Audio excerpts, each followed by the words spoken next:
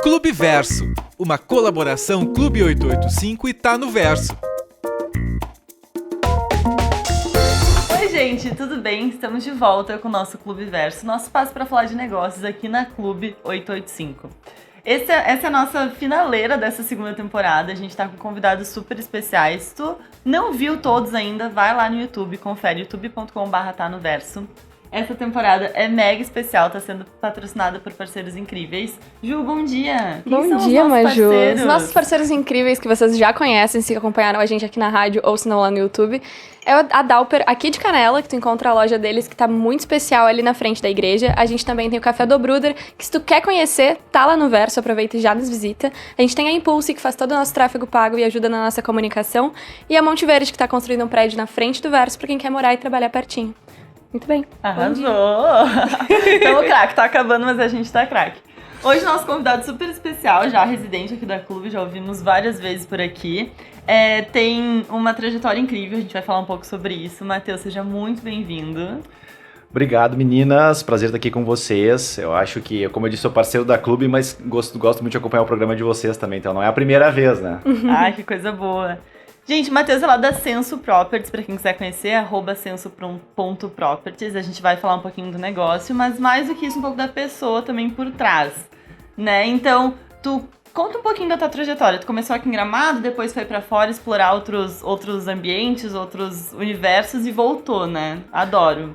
De fato, exatamente, né? Então, acho que essa história, ela se repete aí em alguns casos aqui na região, né? Porque quem nasceu aqui é muito difícil ficar muito tempo fora, né? Eu consegui ficar quase 16 anos, e 15 para 16 anos, mas não resisti de fato, né? E voltei à terra, voltei à casa, com o objetivo também de empreender aqui, mas não dá para, é inegável falar que um dos principais objetivos era de fato retornar para aquela qualidade de vida que a gente lembrava da infância, vamos dizer assim, né? Ou dos tempos de mais jovem, e isso me puxava muito para cá, né? Qualidade de vida para a família e tal, e obviamente daí em cima disso eu trouxe o empreendedorismo que eu já vinha buscando fazer fora daqui, né? Então foi uma das coisas que aconteceram. Comecei no mercado aqui na região. Comecei muito cedo, eu tava brincando antes com a Juja, né? Quando eu conto a história parece que eu tenho 60 anos, porque é que eu comecei com 10 anos de idade, comecei trabalhando com meu pai, tinha uma empresa metal mecânica aqui em Canela, e fiquei por muitos anos trabalhando com ele, até com 14 anos eu já tinha carteira assinada, trabalhava o dia inteiro e de noite estudava fora, né? Estudava em Taquara na época, que também na época era o que tinha, era o mais bacana que tinha, era pegar o ônibus e ir até Taquara estudar à noite lá no colégio que tinha o ensino técnico. Depois disso eu vou resumir bastante, porque senão vai ficar muito alongado, mas assim, eu entrei para a área comercial, né, em um ramo completamente diferente, que é nas bebidas. Depois fui para a parte automotiva e com aproximadamente 20 anos de idade entrei no mercado imobiliário. E aí cá estou há 20 anos aí nesse mercado que gosto tanto, adoro ele, né? Com 35, né? Mais com 35, é um pouco menos na realidade, mas vou deixar por 35. Ah, não, é muito legal acompanhar, porque realmente hoje acho que tudo tem uma velocidade muito grande, né? Então a gente acaba tendo várias experiências dentro de uma carreira que não é mais tão linear, né? Então a gente testa muitas coisas. E aí tu te encontrou no mercado imobiliário, foi isso? Eu me encontrei no mercado imobiliário, mas eu gosto muito de falar assim, o mercado imobiliário ele tem muitas vertentes, né? Ele não é uma coisa só, ele não é só a incorporação, a construção, ele não é só eventualmente uma imobiliária, ele não é só... Ele tem muitas vertentes, né? Então o que eu gosto do mercado é uma coisa mais ampla. Tanto por isso, depois mais pra frente a gente vai falar um pouco da Senso Properties, né? E por que é o Properties? Justamente por ele ter esse guarda-chuva que abre esse leque maior e não me deixa engessado em um segmento só. Então eu acho que isso me realiza, me satisfaz. Além disso, naturalmente, gosto de empreender, né? Então não só necessariamente no ramo, a gente tem outras coisas também que a gente está desenvolvendo em outras áreas. Porque é gostoso, vamos dizer assim, é prazeroso, né? Então não é só a realização profissional / financeira que interessa, mas também uma realização pessoal, coisas que a gente gosta de fazer e quer ver acontecer, né? Isso é um pouco disso. A gente estava falando um pouco antes dessa vivência, né, extensa no mercado imobiliário e como isso te ajudou a trazer referências diferentes para hoje construir uma coisa fora do padrão que a gente olha, né? Então, como que tu enxerga isso? De buscar referências em outros lugares, né? Ter vivido o mercado mais tradicional, assim, entre aspas, que é ali as imobiliárias, a corretagem, como funciona toda essa parte mais no dia a dia, e aí conseguir trazer o melhor disso e ir ajustando dentro do que tu acredita que faz mais sentido através do negócio que é teu, né? Perfeito. Eu particularmente acho que a gente, às vezes pode parecer meio clichê, né? Mas tem que fazer diferente, né? Tem que pelo menos tentar buscar alternativas diferentes. Só que para fazer diferente também tem que cuidar, porque às vezes tu quer fazer diferente e não tropicaliza para a região onde tu tá ou para o que tu quer desenvolver, e aquilo gera um impacto completamente negativo. O que era para ser positivo fica negativo, né? Então sim, de fato, eu sempre gostei muito de explorar outros mercados. Quando viajo para fora, eu sou um entusiasta do mercado, então quando eu viajo, para mim é prazeroso tirar um dia para fazer imersão no mercado imobiliário ou em algum negócio que eu esteja interessado.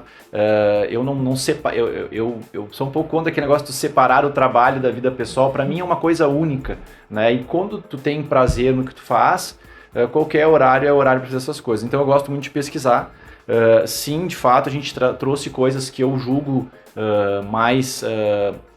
vamos dizer assim, atualizadas talvez, né? Ou tentativas de buscar se diferenciar para o segmento imobiliário, que é um segmento altamente tradicional e até ele chega a ser de certa forma arcaico, né? Ele é a segunda indústria que menos inova no Brasil. Ele só perde para a pesca, para ter uma noção de como ele não inova, né? Então a gente tenta trazer esses conceitos novos, tanto para a parte da incorporação, quanto para a parte da gestão de propriedades, que é um modelo de negócio diferente que a gente está atuando. Eu já vivi muito tempo de imobiliária, né? Comentei antes, falávamos nos bastidores aí, eu dirigi uma imobiliária que tinha 350 corretores, então uma grande imobiliária. E eu cheguei à conclusão que eu não queria mais ter imobiliária, né? Mas não, eu adoro as imobiliárias, são nossos parceiraços, assim, mas porque eu vivi muito esse mercado. Então hoje a gente tem um segmento dentro da empresa que é a gestão de propriedades, no qual nós somos parceiros das imobiliárias, né? E gostamos muito dessas parcerias, até porque também temos a relação da incorporadora com eles, que é um formato que vem nessa linha do trazer algo diferente, né? Ele não é vamos dizer assim, um mais do mesmo, né? A ideia é de se diferenciar nesse contexto, sendo parceiro das imobiliárias regionais, locais, enfim. Ai, que legal. A gente tem um outro episódio também, para quem quiser conhecer, que é com o Rodrigo da OSPA, que ele fala também bastante sobre esse outro lado da área imobiliária, né, desse mercado, e é super legal também, porque vai compondo, né? Acho que muitos dos nossos episódios aqui, eles vão se complementando e vão trabalhando juntos. Eu acho que uma super característica do mercado imobiliário é o prazo, né? Então, a pesca, que nem tu falou, é super rápido ali. Se não fizer rápido, tu perde o produto. E o imobiliário não. Tu tem que planejar, às vezes, 2, 3, 4, dependendo do tamanho do empreendimento. Tu fica ali muitos anos na expectativa, na produção. Como que tu entende hoje um ciclo de produto tão longo? Porque o mercado, como a gente já falou, ele tá muito rápido, né? Pergunta importante, só vou abrir um parênteses, você falou do Rodrigo da OSPA, conheço bem o Rodrigo, conheço o Lucas da OSPA também, a gente teve bastante relação em Porto Alegre, aí uma coisa legal de falar, porque em Porto Alegre, quando eu vivi esse tempo em Porto Alegre, foram quase 15 anos de Porto Alegre, eu consegui me relacionar com muitas empresas de São Paulo para baixo, principalmente, muitas empresas do mercado. E isso também foi uma outra fonte de informações para trazer as novidades, vamos dizer, tentar trazer coisas diferentes para cá, que é a minha terra, o meu chão, a região aqui onde eu gosto de viver. Agora, respondendo a tua pergunta, o nosso mercado imobiliário, ele tem um grande ônus, o ciclo dele é muito longo. Quando a gente compra um terreno e faz um planejamento de um projeto, entre a compra do terreno e tu finalizar o projeto, e que isso não encerra a tua relação com o cliente, com a obra, com garantia, são 5 anos. Então, assim, é pra louco. Não tem outra explicação, é um mercado para louco, né? Porque só quem vai sem saber disso é quem é mais louco ainda, né? Mas quem tem a ciência de como é, porque para tu planejar um empreendimento que tu vai entregar daqui a 4, 5 anos, como vai estar o mercado lá na frente, né? O carro elétrico vai de fato emplacar como está previsto, ou vai entrar um outro substituto dele que já não vai mais ser o elétrico, e daí quando tu está entregando o prédio tu já não está preparado para aquele outro substituto que entrou e foi muito rápido a revolução da indústria. Então são tantas coisas que a gente precisa se preparar para entregar um produto de qualidade que de fato é bastante difícil. E nós temos um outro agravante muito grande no segmento imobiliário, que é, infelizmente, né, o poder público, na sua grande maioria, né? Nos relacionamos muito bem, ok, com as prefeituras, com os registros, com os tabelionatos, né? Mas é impossível eu não falar aqui que ele é um entrave muito grande, né? As dificuldades são muito grandes de aprovação, né? A gente quer fazer sempre tudo certo, então parece que fica mais difícil ainda. Infelizmente o Brasil às vezes dá uma puxadinha, né? Pra gente ser do lado, vamos dizer assim, escuro das coisas, né? Mas a gente sempre quer fazer tudo certo. E isso nos onera ainda mais em tempo, porque daí a burocracia nos consome, né? E de fato, aprovações levam 1 ano e meio, 2 anos, então vocês imaginam, a gente está falando do ciclo de 5, tem 2 anos de tramitação, talvez esse ciclo já vai para 6, né? É um grande problema, mas a gente vai tentando resolver ele à medida que a gente vai desenvolvendo os produtos, tentando deixar pelo menos no projeto ele mais avançado, para quando ele chegar lá na frente ele não esteja obsoleto, que é o grande risco de acontecer, né? São os desafios específicos do mercado, né? Mas esse em específico acho que transcende, né? Acho que tem bastante gente que sente isso na pele. A gente, aqui no Verso, a gente fala muito com gerações diferentes, então a gente adora, na verdade, esse diálogo. A Monte Verde e o Verso já são um super exemplo disso, mas lá dentro também a gente traz bastante conteúdo mais da geração nova e vai conversando assim. E acho que uma grande diferença é a relação com o tempo, né? Então, que dica que tu traria, assim, estando num negócio que às vezes demora, né, 5 anos entre pensar e entregar de fato, que dica tu daria pra gente também ter um pouco mais de calma e aproveitar esse processo? O grande aprendizado que esse ciclo longo traz é que tu não pode ficar esperando a linha de chegada para comemorar, né? Ou para vibrar por alguma conquista, porque tu imagina se a cada empreendimento tu só ficar feliz quando tu entregar esse empreendimento. Então eu vou ser feliz a cada 5 anos, vamos dizer assim, né? Claro, a gente acaba fazendo mais empreendimento, mas é um negócio longo. Então a vibração com cada atingimento de objetivo, ela é importante. E às vezes pode ser 3 comemorações na semana, não tem problema, mas é importante que se vibre em cada etapa do processo, né? Porque senão ele fica maçante. E eu acho que a gente estava falando uma coisa antes ali que me atrai muito, como ser produtivo e manter uma vida saudável, né, em todos os sentidos, físico, emocional, espiritual, né, e ser feliz também. Então, porque sim, tem que ser isso, né? Não pode ser o só produtivo, agora eu vou ser só produtivo e daqui a 6 meses então eu vou ser feliz. Não funciona. E eu vejo que o mercado imobiliário ele te obriga a fazer isso, né? Porque diferente de um outro negócio que tu a cada semana atinge uma meta, o mercado imobiliário, como eu falei, 5 de 5 anos, vou ser feliz a cada 5 anos é impossível. Então, viva a trajetória, né? Curta o momento, vá vibrando com cada etapa, com cada passo, é uma coisa que eu procuro fazer, porque senão, se tu esperar só a bandeira de chegada lá na frente, a tua vida vai ser, eu vou ter 5, 6, 8 momentos de felicidade na vida inteira. Não, eu não quero isso, eu quero ser feliz o tempo inteiro, né? Claro, a gente sabe que isso é impossível, mas eu quero me manter constantemente assim. Então, outra coisa que também me ajuda muito, a gente comentou antes nesse negócio, sim, estar motivado, buscar sempre a motivação, mas a disciplina, ela se sobressai em relação à motivação, né? Porque vai ter dias que tu não vai estar tão motivado, tão alegre, tão feliz, tão sorridente, mas a disciplina, como a Ju falou antes, né, a força do ódio, né? Às vezes vai ser na força do ódio, não adianta, eu preciso realizar aquilo, eu vou fazer um esforço e vou fazer aquilo acontecer, e é a disciplina, daí ela se sobrepõe à motivação. Né? Com essas palavras, assim, a gente encerra aqui a nossa participação na rádio, mas a gente volta com o Matheus pro YouTube. Assim que a gente sair daqui, assiste ali a propaganda dos nossos patrocinadores e já volta no YouTube, que a gente já vai estar lá seguindo essa conversa. Obrigada, bom dia e volta com a gente. Bom dia, gente. Até. Bom dia a todos, até mais. Eu, quando fico quietinha, é porque eu tô normalmente aprendendo muito. Esse episódio tá bem interessante, as perguntas estão muito boas. O bom é que a gente já tem o cafezinho do Bruda, já tem os cookies da Dalper, a gente vai aproveitando enquanto a gente vai trocando essa ideia. Espero, tô aqui pra somar com vocês, meninas. Espero que seja legal, hein? Vamos entrar um pouquinho, então, mais na senso mesmo, assim. Como que foi pra ti essa decisão de, aprendi o que eu tenho pra aprender nesse mercado, né, dentro de outras organizações, e agora eu sinto que eu posso contribuir de uma outra forma, de forma mais ativa, né, tomando as decisões ali da linha de frente. Sim, tá, vamos lá. Eu, depois que entrei no mercado imobiliário, eu brinco assim, eu nunca mais tive salário, né? Porque isso também é uma outra, tu vive depois de resultado, né? Então, de 20 anos para cá, a minha vida sempre foi baseada só em resultado.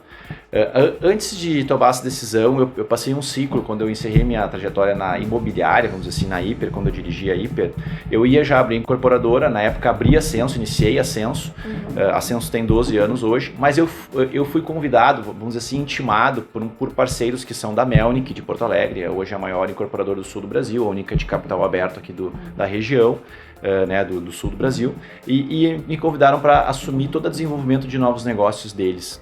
E na época foi um grande aprendizado, porque assim, durante esse ciclo que eu estive lá dentro, praticamente 5 anos, foram 6 bilhões de reais em VGV desenvolvidos. Né? Eu poderia ficar aqui em Gramado e Canela trabalhando 300 anos, que eu não chegaria nesse número. Então foi fazer um VGV, valor de venda, gente. Obrigado, exatamente. VGV é o valor total de vendas de um empreendimento, né? O valor geral de vendas de um empreendimento. Então, quando eu falo em desenvolvidas, são vários empreendimentos que a gente desenvolveu que somavam um valor total de 6 bilhões de reais. Apenas, né? Apenas, exato. Então, é como se fosse um intensivo, né? Às vezes a gente vê aquele negócio de intensivo, imersão, isso aí. E isso me fez querer voltar e querer fazer projetos aqui. Então, na época, eu voltei para cá, aí a Ascenso não aparecia como marca, estava comentando com a Ju já antes ali, a Ascenso entrava como uma parceira dentro dos empreendimentos, e fizemos empreendimentos aqui em Gramado, e depois saímos, e aí sim usamos a marca Ascenso como marca de frente para os empreendimentos. Agora temos empreendimentos em Canela, Gramado, e outros desenvolvimentos dentro da Ascenso mesmo, né, que já tem aí 12 anos de história. E tu trabalhando com projetos, assim, tu sente que cada um desses projetos acaba sendo quase um novo empreender? Porque tu tá pensando num novo conceito ou não? Poxa, tu entrou numa pergunta que eu falo algumas vezes sobre isso, foi muito boa a pergunta, que é o seguinte: as pessoas não percebem, mas cada novo empreendimento imobiliário, a minha sensação é que eu estou abrindo um novo negócio. Né? Parece tão simples, mas se tu for pensar, eu preciso fazer um nome, eu preciso desenvolver uma logomarca, eu preciso desenvolver uma frase, conceito, cores, paleta de cores, tudo que se imaginar para uma empresa nova, eu preciso fazer no empreendimento. E não necessariamente um empreendimento que teve sucesso num local específico, um que está a um quarteirão de distância vai ter o mesmo sucesso. Porque se eu não embalar ele bem, né, se eu não transformar aquela empresa numa empresa lucrativa e que chame a atenção do mercado, eu não tenho um bom resultado. Então, de fato, respondendo a pergunta, é como abrir, na minha opinião, a gente é empreendedor de fato, porque cada empreendimento é como se fosse abrir uma nova empresa. Ah, mas o público é parecido. É parecido, mas não é igual. Tem empreendimento que eu tenho um público mais sênior, tem empreendimento que eu tenho um público mais jovem. Né? Então, como desenvolver cada empreendimento como uma empresa, né? Por isso que também nos torna mais empreendedores, vamos dizer assim, eu tenho a sensação de me tornar mais empreendedor, e eu quero abrir mais empresas também, mesmo que em outras situações, porque como eu tenho que desenvolver assim, eu vou aprendendo, a gente nunca para de aprender, né?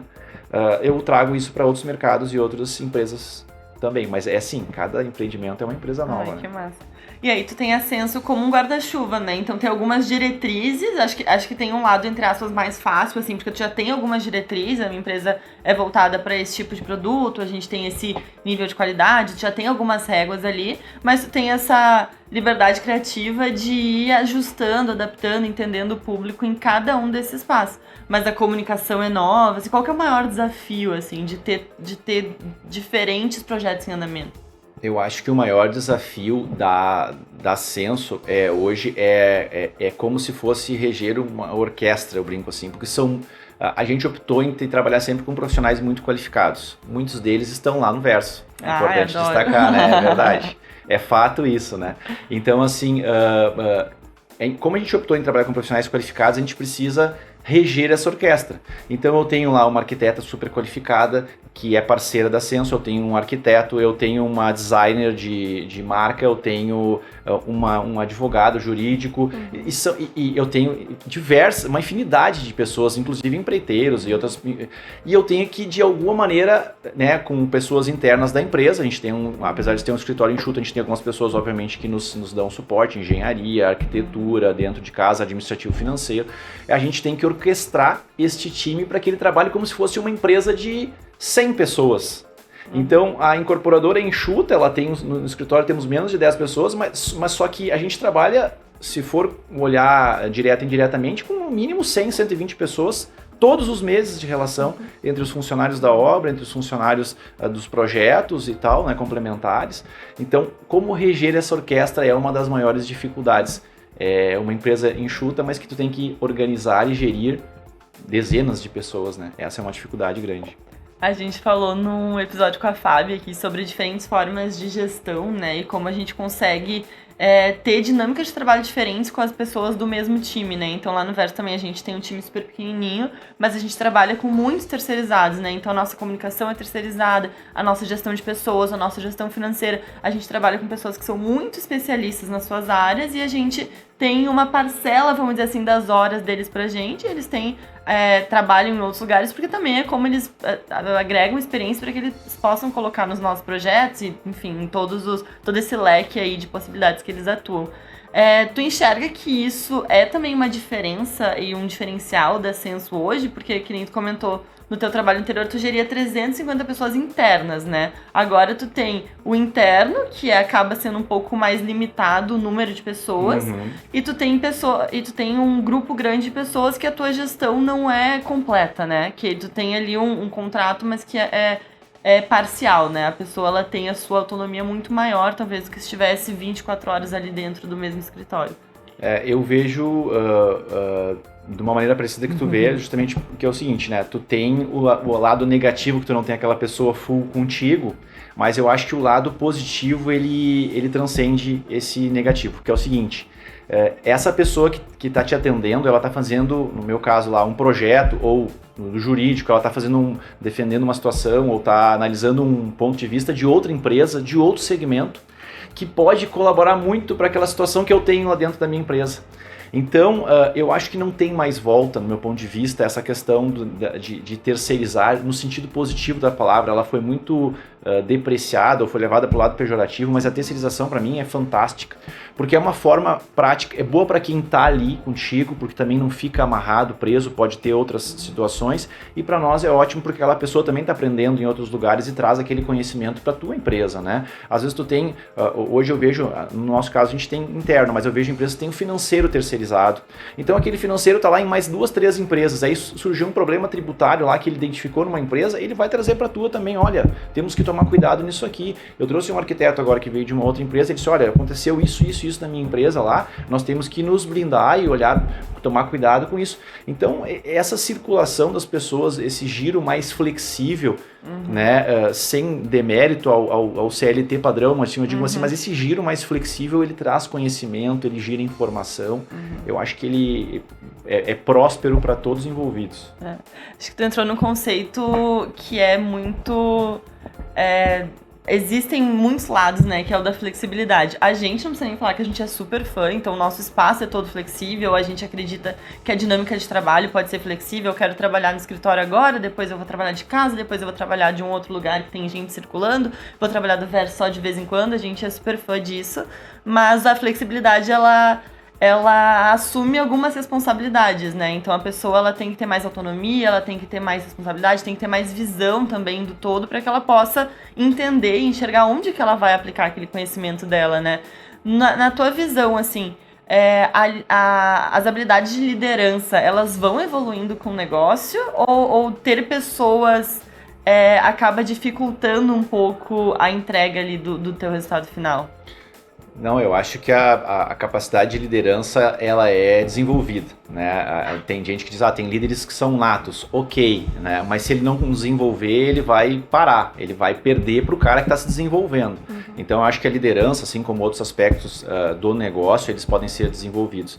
E quando tu tem um time que tu precisa estar organizando, tu vai desenvolvendo a tua liderança também, e tu vai e que o mais importante da liderança para mim não é só tu desenvolver a tua liderança, mas tu desenvolver novos líderes, né? Dentro da empresa eu procuro fazer isso, às vezes com parceiros a gente procura fazer isso, chama o parceiro lá, vem cá, olha, tem um time embaixo de ti agora, tu precisa agir assim, assim, assado, porque às vezes aquela pessoa ela não está entendendo que ela tem pessoas que ela precisa conduzir e que ela precisa transformar novos líderes abaixo dela, porque senão a empresa dela vai acabar, vai ficar só ela e outras pessoas servindo a ela. Então o desenvolvimento de liderança para mim é fundamental nesse sentido. Acho que a flexibilidade sim exige uma disciplina, voltamos para a disciplina muito maior, mas a pandemia nos mostrou isso, né? Tem funcionários que as empresas aceitam super bem trabalhar home office, tem funcionários que não funcionaram, e eles mesmos dizem, eu não funciono, porque ele não tem aquela autodisciplina, e aí vem a questão uma palavra que eu gosto bastante, que é a autorresponsabilidade, né?